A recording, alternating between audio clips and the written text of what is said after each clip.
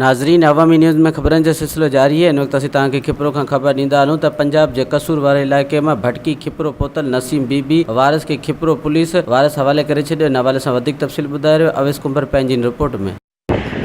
सूबे पंजाब वारे इलाइक़े कोट राधा किशन मां भटकी आयल नसीम बीबी के खिपरो पुलिस के राब्ते बैदि संदसि वारिस खिपरो पहुता, जिन जे हवाले इन औरत के कयो। 2 हफ्ते हो गए। क्या नाम है इसका? नसीम बीबी। आपका ताल्लुक कौन से तहसील, कौन से डिस्ट्रिक्ट, कौन से सूबे से? मेरा जिला रहीम यार खाते है, तहसील सादकाबाद। अच्छा, कैसे पता चला ये इधर है? ये हमें इधर तक कॉल गई थी।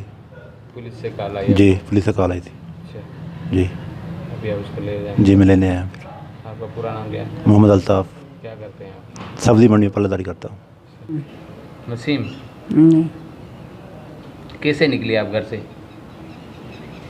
स्टेशन पे गई। जी, स्टेशन पे। अभी वापस जाना चाहती है? हाँ जी, इनको आप जानती हैं जो आपके साथ है ये बंदा?